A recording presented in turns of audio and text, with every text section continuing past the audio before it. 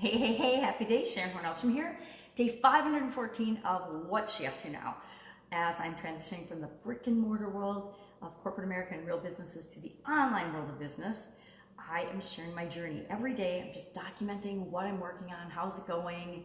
And today I titled this one Down in the Dumps, because all of us, whenever we're doing anything, especially building a business, sometimes it's lonely, sometimes it's sad, sometimes it's depressing, sometimes it's disappointing, and we feel down in the dumps.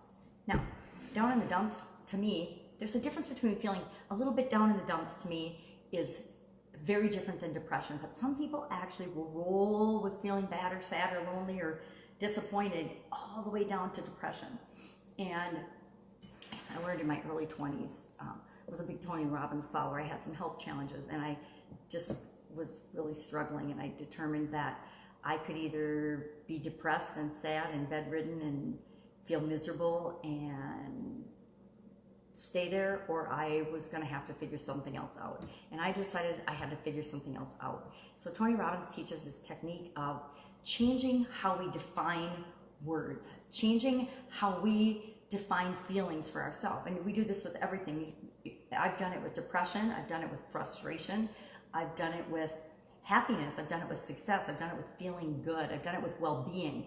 We get to define what each of those things mean, but more than what they mean, what they feel like to us. And when we do that, everything changes.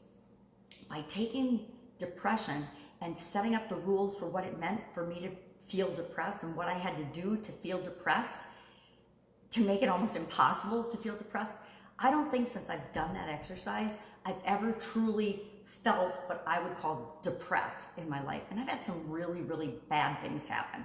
I've had some really stressful, terrible things happen since then, but I've never let myself fall to the depths of feeling that I would define as depression.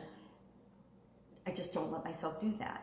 I also did things like redefining terms like success. What does it mean in order for me to feel successful? What has to happen in order for me to feel good and successful? Well, I used to have all these rules set up for myself. Tony Robbins tells a story of a man, he was making millions of dollars, he had a beautiful wife, he had everything you could ever imagine, but he still didn't feel successful because he wasn't making $10 million a year yet.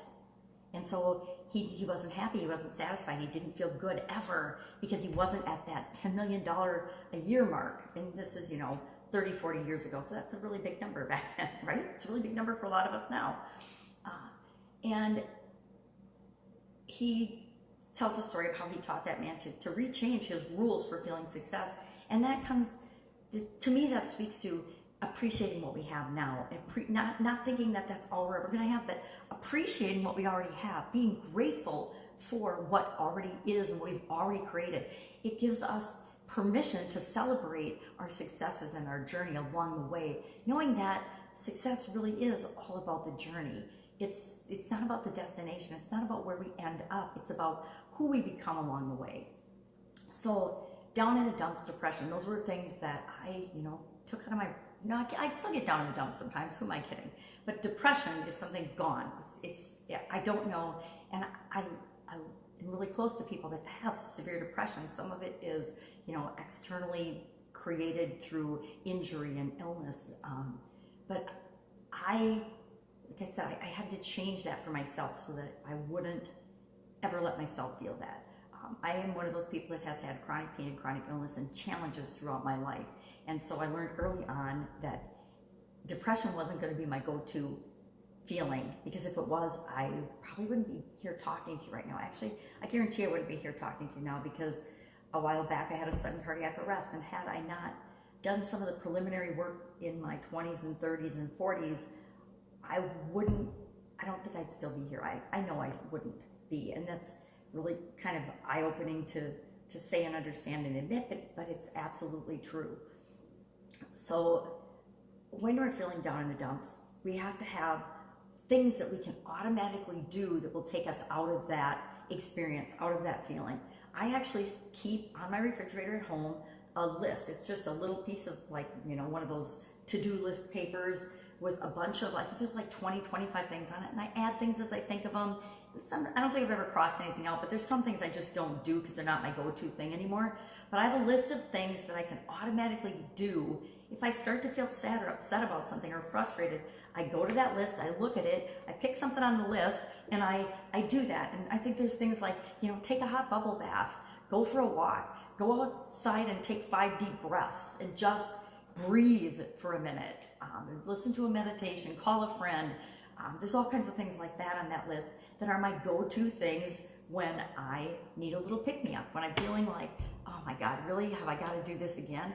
Or if I'm on the computer and something, things on the computer change all the time, which to me is like super frustrating. I like to set up a system and then have it work and then just continually improve that system.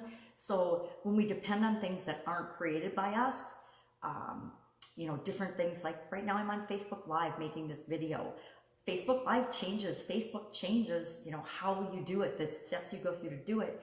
I would say once every couple of weeks, there's a slight change in how you do it. Now I have vision challenges, so I like things to be the same so that I can figure them out and still do them. So I usually make some mistakes and I get mad at myself and then I get over it.